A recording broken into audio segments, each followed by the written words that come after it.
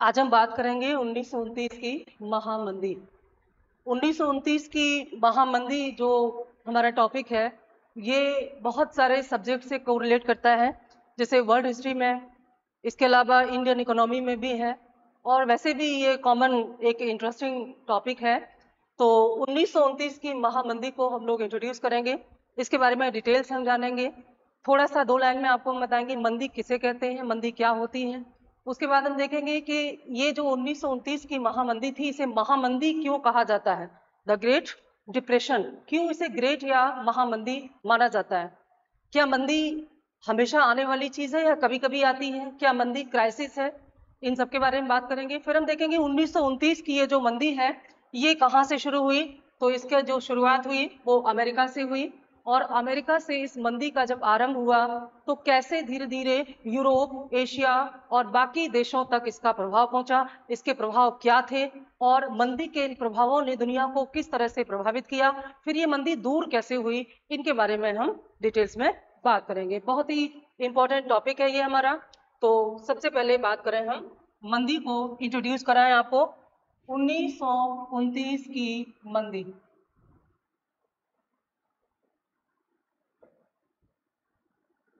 1929 की जो मंदी है हमारी,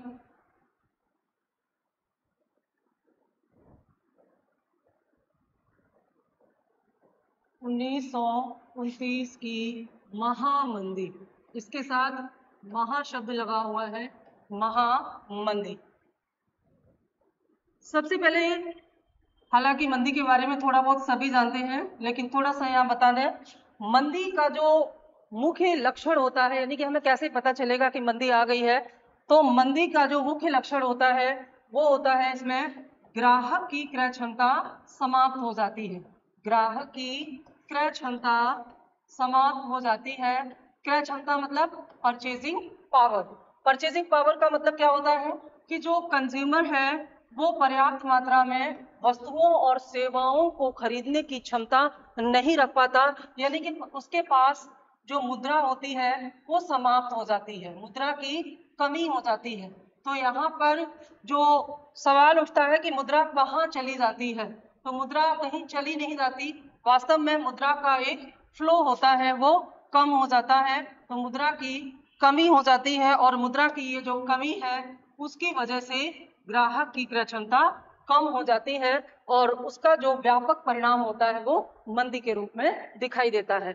हम वैसे तो ये टॉपिक हमारा इंडियन इकोनॉमी में आपको हम पढ़ाएंगे मंदी और स्फीति में, पर यहाँ पर हम 1929 की महामंदी पर ही फोकस करेंगे। तो थोड़ा सा मैंने यहाँ आपको बताया कि मंदी कहते किसे हैं। तो मंदी का मतलब होता है जब मुद्रा की कमी हो जाए और ग्राहक की क्रय क्षमता समाप्त हो जाए, तो उसे हम मंदी के रूप में जानते हैं। अब देखिए, मंदी के रूप में जब हम इसे जानते हैं तो अमेरिका से इसकी शुरुआत कैसे हुई, थोड़ा सा इसको देखिएगा। अमेरिका से मंदी का आरंभ हुआ। तो आरंभ एक दिन में तो होगा नहीं, इतनी बड़ी समस्या ना तो एक दिन में पैदा होती है ना एक दिन में समाप्त होती है। इसका जो आरंभ था उसके पीछे कई कारण थे। सबसे पहले हम देखेंगे 1920 से लेकर के 1929 के बीच में अमेरिका में तीव्र औद्योगिकरण हुआ। अमेरिका में तीव्र औद्योगिकरण हुआ, और इस तीव्र औद्योगिकरण के परिणाम स्वरूप उत्पादन में तीव्र वृद्धि हुई, बहुत अधिक उत्पादन हुआ, उत्पादन में तीव्र वृद्धि हुई। उत्पादन में जब तीव्र वृद्धि हुई तो इस वृद्धि से जो लाभ हुआ था निवेशकों को, इस लाभ को निवेशकों ने बड़ी मात्रा में निवेश करना शुरू किया। तो अमेरिका के जो शेयर मार्केट थे, जो शेयर बाजार था अमेरिका का, अमेरिकी शेयर बाजार को क्या कहते हैं, अमेरिकी शेयर बाजार का नाम है वॉल स्ट्रीट। जैसे हमारे भारत के शेयर बाजार को हम दलाल स्ट्रीट के नाम से जानते हैं, मुंबई में है, और उसी प्रकार से अमेरिकी शेयर बाजार को हम वॉल स्ट्रीट कहते हैं, ये न्यूयॉर्क में है। तो शेयर बाजार में भारी निवेश किए गए, शेयर बाजार में भारी निवेश किए गए, और ये भारी निवेश क्यों किए गए थे, क्योंकि शेयर बाजार से बहुत अच्छा रिटर्न मिल रहा था निवेशकों को। और वहां की जो अमेरिका की जो अर्थव्यवस्था थी वो कैसी थी, स्वतंत्र पूंजीवाद। स्वतंत्र पूंजीवाद एक ऐसा पूंजीवाद होता है जिसमें सरकार का अर्थव्यवस्था पर कोई नियंत्रण नहीं होता। जो पूंजीपति होते हैं, जो निवेशक होते हैं, वे स्वतंत्र रूप से अपने निवेश के फैसले करते हैं। और उस समय अमेरिका के शेयर बाजार को की निगरानी करने के लिए भी कोई रेगुलेटरी अथॉरिटी नहीं थी, उसके बाद ही बनाई गई। तो अमेरिकी शेयर बाजार में भारी निवेश हुए और इन भारी निवेश ने बहुत अच्छे अच्छे रिटर्न दिए। तो एक स्वतंत्र पूंजीवाद का एक समय था और इस स्वतंत्र पूंजीवाद में अमेरिका की जो वित्तीय संस्थान थी वे भी पूरी तरह से स्वतंत्र थी। यानी कि जो फेडरल रिजर्व ऑफ अमेरिका है, फेडरल बैंक है अमेरिका का, जैसे हमारा आरबीआई है वैसे अमेरिका में फेडरल बैंक है, उस पर भी सरकार का कोई नियंत्रण नहीं था। और इस प्रकार से वहां के जो वित्तीय संस्थान, जिन्हें हम सिंपली बैंक के रूप में जान सकते हैं, अमेरिकन बैंक जो थे ये पूरी तरह से स्वायत्त थे। और यहाँ पर एक शब्द आएगा, अमेरिका के बैंकों ने उस समय चावार्क नीति का पालन किया। चावार्क नीति से एक प्रश्न भी आईएएस मेंस में आया हुआ है।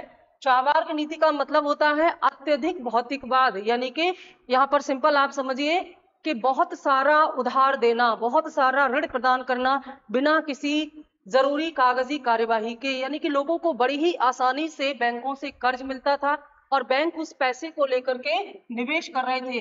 और पूंजीवाद में निवेश उन्हीं क्षेत्रों में किया जाता है जहां से अच्छा रिटर्न मिलता है। तो अमेरिकी शेयर बाजार में भारी निवेश किए गए, लोग बैंकों से बड़ी बड़ी मात्रा में कर्ज लेकर के शेयर मार्केट में निवेश कर रहे थे। और इसके अलावा जो कारण थे जो अमेरिका की अर्थव्यवस्था में मौजूद थे, यानी कि मंदी का आरंभ अमेरिका में ही क्यों हुआ, इसके पीछे के कारण ये थे कि इस दशक में अमेरिका में तीव्र औद्योगिकरण हुआ, जिससे उत्पादन में बहुत अधिक वृद्धि हुई, बहुत सारा लाभ हुआ। इस लाभ को शेयर बाजार में भारी निवेश के रूप में देखा गया, निवेश किया गया और इतना अच्छा रिटर्न मिलने के कारण अनेक लोगों ने, यानी कि ये निवेशक जो थे ये यूरोप के भी थे, क्योंकि प्रथम विश्व युद्ध के बाद यूरोपीय अर्थव्यवस्था में उतना अच्छा लाभ नहीं मिल रहा था। तो बड़े बड़े निवेशक, चाहे वे यूरोप के हों चाहे वे अमेरिका के हों, वे अमेरिकी शेयर बाजार की तरफ आकर्षित हो रहे थे। उन्होंने भारी मात्रा में अमेरिकी शेयर बाजार में निवेश किया। और अमेरिका में उस समय स्वतंत्र पूंजीवाद का चलन था, वहां की वित्तीय संस्थान और शेयर बाजार पर सरकार का नियंत्रण नहीं था। इसके अलावा जो भारी निवेश किए गए, वास्तव में ये सट्टेबाजी के कारण थे। सट्टेबाजी का मतलब होता है जब बड़ी मात्रा में शेयर मार्केट में निवेश किया जाता है और उत्पादन में निवेश नहीं किया जाता, यानी कि उत्पादक कार्यों से ज्यादा जब शेयर बाजार में निवेश किया जाता है तो जो निवेशक है उनको रिटर्न तो अच्छा मिलता है, लेकिन वास्तव में कंपनियों को वो लाभ नहीं मिल पाता, जिसकी वजह से एक समय के बाद कंपनियां घाटे में जाना शुरू हो जाती हैं। तो अमेरिकी शेयर बाजार में भारी निवेश किए गए। वास्तव में अमेरिकी शेयर बाजार के इस भारी निवेश के कारण बैंक जो थे वो ऋणों के जाल में फंस गए। अमेरिका के जो बैंक थे वे ऋण जाल में फंस करके रह गए और अब बैंकों के इस ऋण जाल ने अमेरिका के पूरे बैंकिंग सिस्टम को एक तरह से दिवालिया कर दिया। यानी कि वहां के जो बैंक थे वे दिवालिया हो गए। और जब किसी देश के बैंक दिवालिया हो जाते हैं तो उस देश में मंदी को आने से कोई भी नहीं रोक सकता। अमेरिका के जो बैंक है, आप जानते हैं अमेरिका पूरा एक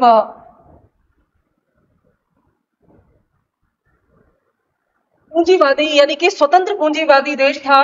और स्वतंत्र पूंजीवादी देश होने का मतलब है कि वहां के जो वित्तीय संस्थान थे उन पर सरकार का किसी प्रकार से कोई नियंत्रण नहीं था उस समय।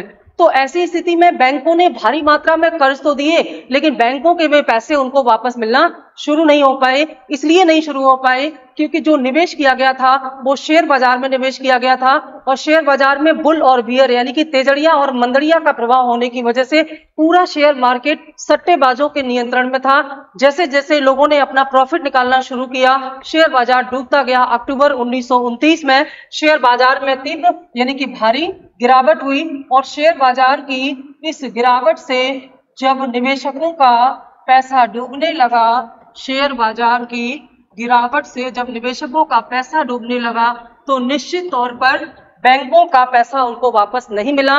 यानी कि जो बैंक थे वे क्या हो गए, वे एक तरह से दिवालिया हो गए। और यहाँ पर आपको बता दें कि बैंक जो ऋण देता है, वास्तव में हम और आप बैंक से दो माध्यम से जुड़े हुए हैं, एक ऋण प्राप्त करता ऋण प्राप्तकर्ता और दूसरा जमाकर्ता, यानी कि हम बैंकों में अपना धन भी जमा करते हैं और आवश्यकता अनुसार बैंकों से ऋण की प्राप्ति भी करते हैं। लेकिन जब बैंक दिवालिया हो जाए, अगर हमने जो पैसा जमा किया है यानी कि जमाकर्ता का धन है, वही ऋण प्राप्तकर्ता को ऋण के रूप में दिया जाता है। जब वह बैंकों को वापस मिलता है तो उसी पैसे को बैंक जमाकर्ता के पैसे के रूप में वापस करता है, यानी कि बैंकों का अपना कार्य करने का चक्र होता है।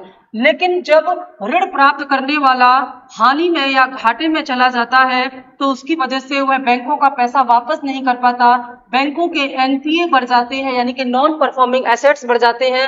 और जब बैंकों के एनपीए बढ़ जाते हैं तो इसका प्रभाव दो प्रकार से पड़ता है। पहला प्रभाव यह पड़ता है कि बैंक नए ऋण नहीं दे पाते, यानी कि बैंकों के ऋण देने की क्षमता में कमी आ जाती है। जब बैंकों के ऋण देने की क्षमता में कमी आ जाती है, निश्चित तौर से इसका प्रभाव किस पर पड़ता है? इसका प्रभाव पड़ता है कि बाजार में नई मांग उत्पन्न नहीं हो पाती, यानी कि हम और आप जब भी कुछ खरीदना चाहते हैं तो बैंक से उसको फाइनेंस कराते हैं, लेकिन बैंक के पास अगर मुद्रा की कमी होगी, पैसे की कमी होगी तो बैंक हमें कर्ज नहीं दे पाएगी, हम नया सामान नहीं खरीद पाएंगे। दूसरी तरफ हमने बैंक में जो अपना पैसा जमा किया था वह पैसा बैंक ने किसी को कर्ज के रूप में दिया, बैंक को वापस नहीं मिल पाया, निश्चित तौर पर इससे बैंक घाटे में चले जाते हैं और एक तरह से लोगों की जो जमाएं हैं वो भी बैंकों में समाप्त हो जाती हैं। तो एक तरफ तो हमारा पैसा भी बैंकों में डूब जाता है, दूसरी तरफ बैंक हमें नया ऋण देने की क्षमता भी खो देते हैं। कुल मिलाकर के बैंकों की साख निर्माण क्षमता यानी कि क्रेडिट क्रिएशन कैपेसिटी जो है वो बेहद कम हो जाती है और यह दुष्चक्र बैंकों में शुरू हो चुका था अमेरिका में। इसका कारण था शेयर बाजार में तीव्र निवेश या शेयर बाजार में भारी निवेश और उसके बाद होने वाली भारी गिरावट के कारण बैंकों का पैसा शेयर मार्केट में पूरी तरह से समाप्त हो गया। अब ऐसी स्थिति में क्या हुआ? ऐसी स्थिति में जब आम आदमी का पैसा शेयर बाजार में डूब गया तो निश्चित तौर पर उनकी जो रोजमर्रा की जो क्रय क्षमता थी वह पूरा नहीं कर पाए। अब अमेरिका से जब ये परेशानी, ये समस्या शुरू हुई तो इसका प्रभाव अमेरिका तक ही रहना था, दूसरे देशों पर क्यों पड़ा? तो देखिए तत्कालीन समय में अमेरिका की स्थिति कैसे दूसरे देशों को प्रभावित कर रही थी। यह समय था प्रथम विश्व युद्ध के बाद का समय। 1919 के बाद प्रथम विश्व युद्ध के पश्चात आप जानते प्रथम विश्व युद्ध में यूरोप को बहुत घाटा हुआ और यूरोप के इस घाटे की वजह से यूरोप अमेरिका पर ऋणों के लिए निर्भर हो गया, यानी कि अमेरिका से जब ऋण में प्राप्त होता था कि तो यूरोप की अर्थव्यवस्था का चक्र शुरू हुआ और जर्मनी बुरी तरह से घाटे में था। जर्मनी पर बहुत सारे युद्ध की शर्तें थोप दी गई, वह युद्ध की भरपाई कर रहा था, तो अमेरिका पर समस्त यूरोप ऋणों के रूप में डिपेंड था। जब अमेरिका में शेयर बाजार में गिरावट शुरू हुई यानी कि अमेरिका की अर्थव्यवस्था जब घाटे में चली गई तो निश्चित तौर पर अमेरिका ने यूरोप को कर्ज देना बंद कर दिया और यूरोप को जब कर्ज देना बंद कर दिया तो यूरोप का व्यापार भी, यूरोप की अर्थव्यवस्था भी इससे प्रभावित हुई। जब यूरोप की अर्थव्यवस्था इससे प्रभावित हुई और अमेरिका के पास धन की कमी हो गई, घाटा हुआ, तो अमेरिका ने यूरोप से अपने कर्ज वापस लेने शुरू किए और यूरोप पर दोहरा दबाव था, एक तो उसको नए कर्ज नहीं मिल पा रहे थे और दूसरी तरफ पहले लिए गए ऋणों को वापस करने का दबाव भी यूरोप के पास था। तो यूरोप की अर्थव्यवस्था में भी क्या हुआ? घाटे की शुरुआत हो गई। अमेरिकी अर्थव्यवस्था के घाटे का असर यूरोप की अर्थव्यवस्था पर पड़ा और यूरोप किससे जुड़ा हुआ था? यूरोप जुड़ा हुआ था अपने उपनिवेशों से, तो इसका प्रभाव किस पर पड़ा? उपनिवेशों पर पड़ा। उपनिवेश क्या थे? एशिया और अफ्रीका में बहुत सारे उपनिवेश थे यूरोप के। तो अमेरिकी अर्थव्यवस्था के जो घाटा, जो मंदी थी, उसका प्रभाव यूरोप और यूरोप के माध्यम से उसके उपनिवेश यानी कि अन्य विश्व पर भी पड़ना आरंभ हो गया। केवल एक क्षेत्र को छोड़कर, वह क्षेत्र कौन सा था? सोवियत संघ।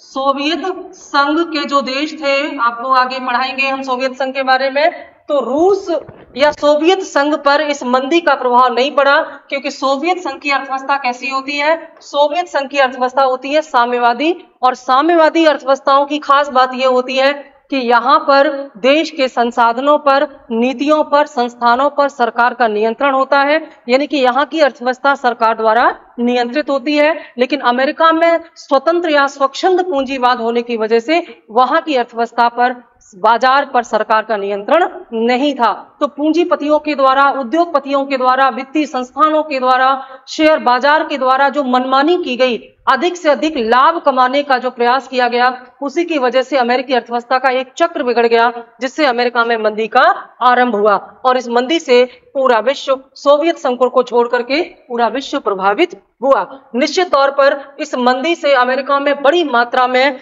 जो उद्योग थे वे क्या हुए, उद्योग पूरी तरह से यहाँ पर समाप्त हुए। जब मंदी आती है तो मैंने आपको बताया था कि मंदी का प्रभाव हम किस रूप में देखते हैं।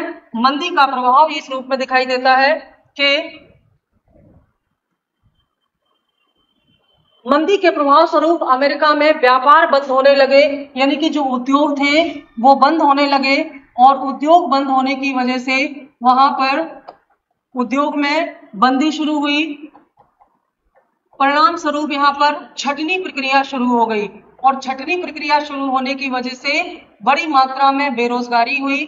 जब बेरोजगारी हुई तो जाहिर सी बात है जो ग्राहक थे उनकी क्रय क्षमता में कमी आई। जब ग्राहक की क्रय क्षमता में कमी आई तो उनके द्वारा की जाने वाली वस्तुओं की मांग में भी कमी आई। जब वस्तुओं की मांग में कमी आई तो कीमतों में भारी गिरावट आई। अब कीमतों में जब भारी गिरावट होगी तो उद्योगों को क्या होगा, उद्योगों को हानि होगी, घाटा होगा, और जब घाटा होगा तो मंदी का यह चक्र शुरू हो जाएगा। इस पूरे सर्किल को हम कहते हैं मंदी का चक्र। मंदी का जो चक्र होता है वह एक व्यापार से जब शुरू हो जाता है तो वह और दूसरे व्यापार या उद्योगों को धीरे धीरे अपनी चपेट में ले जाने लगता है। 1929 की मंदी को महामंदी इसीलिए कहा जाता है कि इसका प्रभाव बहुत व्यापक था। यह अमेरिका से आरंभ हुआ, यूरोप और अन्य देशों तक भी इसका प्रभाव पड़ा, और ये इतना गंभीर था कि अमेरिका जैसे देश जो कि 1920 से 1929 के मध्य में एक तीव्र उत्पादन की एक तरह से रेस में शामिल हो चुके थे, वो पूरी तरह से डाउन टू अर्थ हो गए, और यहाँ पर निवेशकों को भारी नुकसान हुआ। बैंक बंद कर दिए गए, शेयर बाजार बंद कर दिए गए, और लोगों ने अपना सब कुछ गंवा दिया, यानी कि जीवन भर जो उन्होंने कमाया था वो सारा धन, संपत्ति, पैसा सब इसमें गंवा दिया। तो कुल मिलाकर के मंदी में जो मुद्रा होती है उसका प्रसार क्या होता है, कम हो जाता है। मुद्रा कहीं जाती नहीं, उसका जो फ्लो है, जो मनी सर्कुलेशन है वो धीमा हो जाता है। और वास्तव में अगर एक लाइन में जाना चाहें कि मंदी कब आती है, तो किसी भी देश में मंदी तब आती है जब वहां के वित्तीय संस्थानों का मुद्रा के प्रवाह पर से नियंत्रण समाप्त हो जाता है। इसलिए किसी भी देश के जो वित्तीय संस्थान होते हैं उन पर बहुत जबरदस्त प्रबंधन उनका जरूरी होता है, क्योंकि उनके प्रबंधन से ही उस अर्थव्यवस्था को मंदी के प्रभाव से बचाया जा सकता है। अब यहाँ पर इस मंदी का जो असर था, जो प्रभाव था, वो कैसे दूर किया गया, किसने दूर किया, और उसके लिए अमेरिका ने क्या किया, क्योंकि ऐसा तो है नहीं कि मंदी अब दोबारा नहीं आती, मंदी निरंतर आती है। कोविड के बाद भी मंदी का प्रभाव आपने देखा तमाम देशों पर था। यूरोप में जर्मनी और ब्रिटेन जैसी बहुत सारी अर्थव्यवस्थाएं हैं जो अपने सबसे बुरे दौर से गुजर रही हैं। तो मंदी हमेशा आती रहती है। तो लेकिन उस समय दुनिया ने मंदी का यह रूप पहली बार देखा था। तो यहाँ पर एक बहुत ही बेहतरीन प्रयास किया गया था अमेरिका द्वारा, जिससे यह मंदी दूर हुई। और उस प्रयास को हम क्या कहते हैं, तत्कालीन अमेरिकी राष्ट्रपति रूजवेल्ट ने यह प्रयास किया। उस समय जो अमेरिकी राष्ट्रपति थे रूजवेल्ट, उन्होंने यह प्रयास किया और इसे कहा जाता है न्यू डील योजना। न्यू डील योजना, इस न्यू डील योजना में रूजवेल्ट ने एक बहुत बेहतरीन कार्य किए। और यहाँ पर हम एक नाम आपको बताना चाहेंगे, बहुत ही इंपॉर्टेंट है, अर्थशास्त्री कीन्स। अर्थशास्त्री कीन्स ने यहाँ पर अपना सुझाव दिया, और कीन्स के सुझाव पर ही रूजवेल्ट ने न्यू डील योजना शुरू की। इस न्यू डील योजना में अमेरिकी सरकार ने अपने खर्चे बढ़ा दिए, यानी कि सरकारी व्यय में या सार्वजनिक व्यय में वृद्धि की गई। सार्वजनिक व्यय में वृद्धि का मतलब है कि सरकार ने खर्च करना शुरू किया। आप कहेंगे खर्च करके मंदी को कैसे रोका जा सकता है? देखिए, इस समय अमेरिका एक ऐसे जाल में फंसा हुआ था कि वहां के जो उद्योगपति थे, जो निवेशक थे, उन्होंने निवेश करना बंद कर दिया था। पूंजीवाद की यही एक विशेषता होती है कि जब तक अर्थव्यवस्था लाभ की स्थिति में हो, निवेशक या जो पूंजीपति होते हैं भारी मात्रा में निवेश करते हैं, या ये कहें कि उसी क्षेत्र में निवेश करते हैं जहां उनको अच्छे रिटर्न की उम्मीद होती है। लेकिन इस समय अमेरिकी अर्थव्यवस्था में रिटर्न तो छोड़िए, अपना पैसा भी पूरा डूब चुका था। तो वहां पर जो पूंजीपति या उद्योगपति या जो निवेशक थे, उन्होंने निवेश करना बंद कर दिया।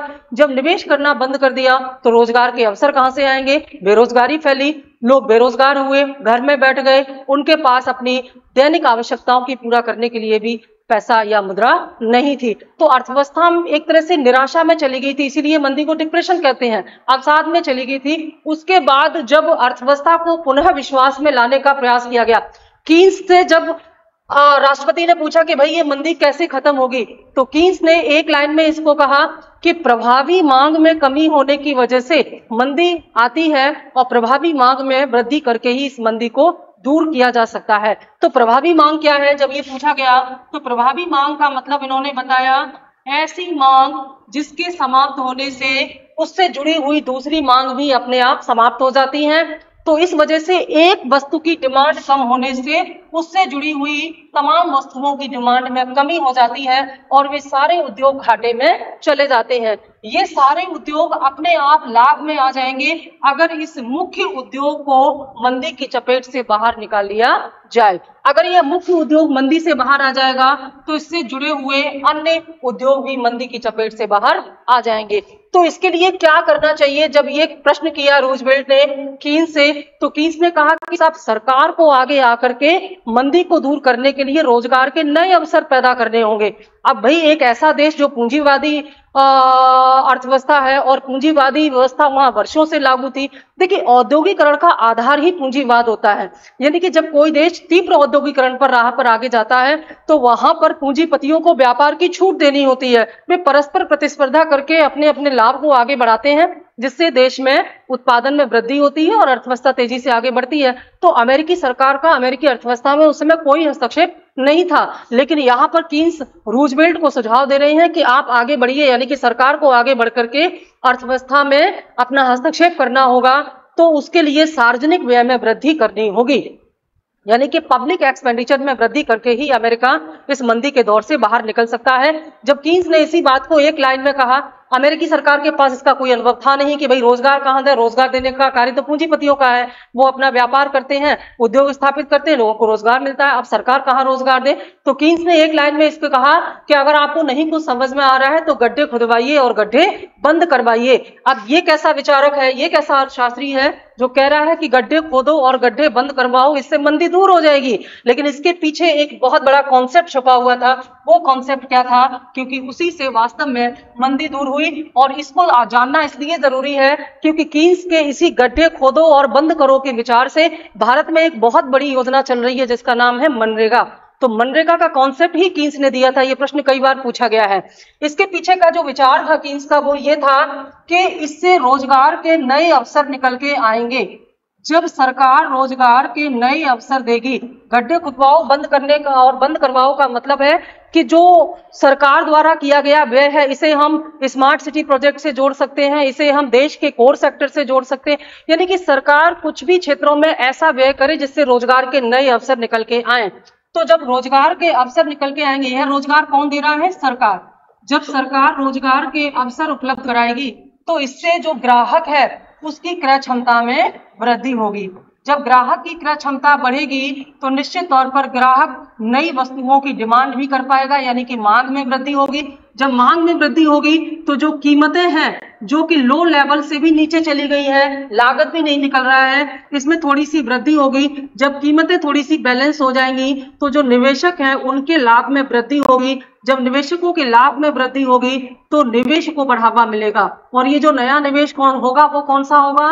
निजी निवेश होगा। निश्चित तौर पर निवेश बढ़ेगा तो रोजगार में वृद्धि होगी, और यहाँ पर सरकार को रोजगार देने की आवश्यकता नहीं होगी, बल्कि यह प्राइवेट सेक्टर द्वारा ही दिया जाएगा। निश्चित तौर पर इससे अर्थव्यवस्था पटरी पर लौट आएगी और मंदी का चक्र समाप्त हो जाएगा। इसी कॉन्सेप्ट को ध्यान में रखते हुए भारत सरकार ने ग्रामीण क्षेत्रों में अकुशल श्रमिकों को रोजगार देने की गारंटी मनरेगा का आरंभ किया, जब ये प्रश्न आपसे पूछा जाता है तो आंसर आएगा किस कॉन्सेप्ट पर आधारित है? आंसर है इसका कीन्स की विचारधारा पर यह रोजगार गारंटी एक्ट का जो पूरा प्रपोजल है सरकार ने रखा है। तो इससे अर्थव्यवस्था में सुधार आया। इसके अलावा और क्या किया गया?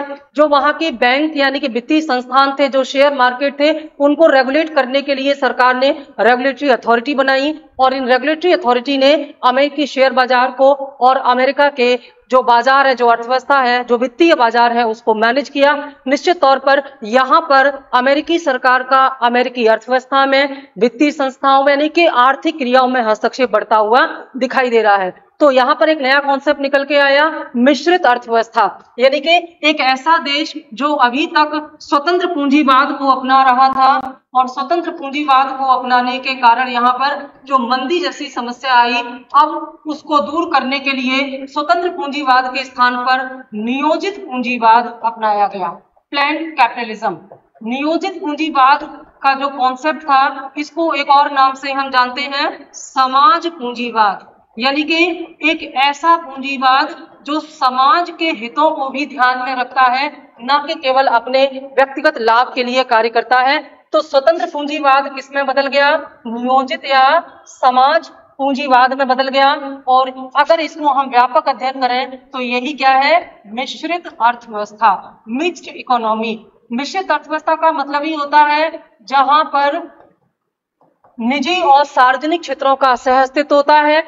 तो स्वतंत्र पूंजीवाद में प्राइवेट सेक्टर और साम्यवाद में सरकार अपना नियंत्रण स्थापित करती है। निश्चित तौर पर यहाँ पर जो कीन्स थे, उन्होंने यह बताने का प्रयास किया कि अर्थव्यवस्था को पूरी तरह से बाजार पर नहीं छोड़ा जा सकता, इसलिए सरकार को आगे आकर के हस्तक्षेप करना ही होगा। यानी कि पूर्णतया पूंजीवाद या 100% पूंजीवाद का दुष्परिणाम मंदी के रूप में जो अमेरिका में दिखाई दिया, पूरी दुनिया ने इससे सीखा और पूरी दुनिया पर इसका व्यापक प्रभाव पड़ा। और इसी समय एक दूसरा उदाहरण प्रस्तुत हुआ साम्यवादी देशों में। साम्यवादी देशों में पूंजी का जो बहुत ही कम प्रभाव पड़ा था, वो उसका कारण ही यही था कि उसमें स्वच्छंद पूंजीवाद नहीं था, यानी कि मनमानी नहीं आप कर सकते, सरकार की निगरानी और नियंत्रण में रह करके ही कार्य करना पड़ेगा। तो मिश्रित अर्थव्यवस्था का जो कॉन्सेप्ट है वो भी 1929 की मंदी के बाद ही निकल के आया, लेकिन इसका एक और दुष्परिणाम निकल के आया। बहुत सारे देशों ने संरक्षणवादी नीति अपनाई और संरक्षणवादी नीति में घरेलू उद्योगों को संरक्षण दे करके हम बाहरी उद्योगों को यानी कि एक तरह से निर्यात को बढ़ावा दे करके आयात को प्रतिबंधित करने का प्रयास करते हैं। अति राष्ट्रवाद का यहाँ पर मुद्दा उठाया गया। जर्मनी जैसे देशों में अति राष्ट्रवाद के कारण वहां पर तानाशाही डिक्टेटरशिप आई। तो इसने इन सभी चीजों ने दूसरे विश्व युद्ध का एक आधार तैयार कर दिया। लेकिन इस दूसरे विश्व युद्ध की तैयारियों ने मंदी को पूरी तरह से समाप्त करने में बहुत बड़ी भूमिका निभाई। यहाँ पर हम कह सकते हैं कि प्रथम विश्व युद्ध के बाद होने वाले विभिन्न घटनाक्रमों के कारण मंदी का आरंभ हुआ और द्वितीय विश्व युद्ध की तैयारी ने इस मंदी को समाप्त भी कर दिया। क्योंकि द्वितीय विश्व युद्ध की तैयारी का मतलब है कि यहाँ पर अमेरिका में एक लाभ का उद्योग फिर से पूंजीपतियों को दिखाई देने लगा था और वह लाभ का उद्योग था रक्षा संबंधी उद्योग। क्योंकि हथियारों की डिमांड फिर से शुरू हो गई, तो बड़े बड़े जो निवेशक थे जो कि एक तरह से बहुत सारा पैसा अपना गवा चुके थे और अन्य वस्तुओं की डिमांड खत्म हो गई थी। जिन वस्तुओं की डिमांड खत्म हो जाती है उनको उत्पादित करके भला निवेशकों को क्या लाभ मिलना था, तो नई मांग उत्पन्न हुई। और यह नई मांग क्या थी? रक्षा संबंधी उत्पादों की मांग, क्योंकि दूसरे विश्व युद्ध की तैयारियां शुरू हो चुकी थी। रक्षा संबंधी जो सामग्री थी उसके उत्पादों की बढ़ती हुई मांग ने निवेशकों को, उद्योगपतियों को फिर से प्रेरित किया निवेश करने के लिए, और यह लाभ का निवेश था। नए नए उद्योगों की स्थापना हुई, इनमें नए रोजगार दिए गए। नए रोजगार देने से लोगों को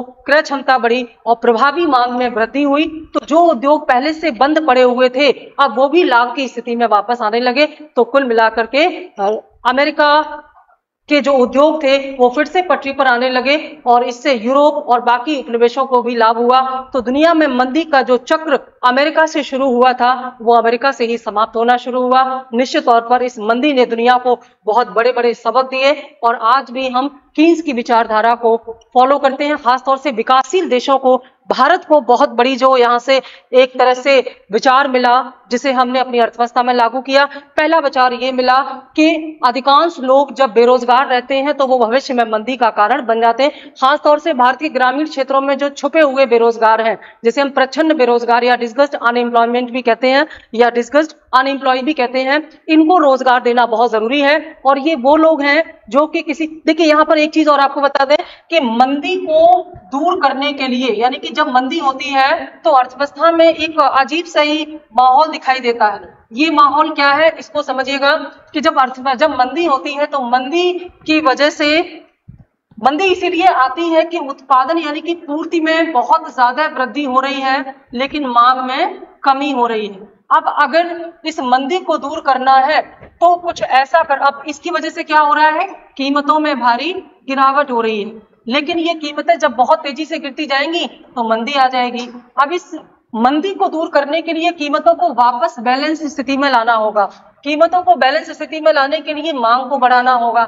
लेकिन मांग कैसे बढ़ती है? मांग मतलब लोगों की जेब में पैसे डालने होंगे। तो लोगों की जेब में पैसे कहां से आएंगे? रोजगार से। और रोजगार कहां दिया जाएगा? रोजगार तो किसी व्यापार में ही दिया जाएगा।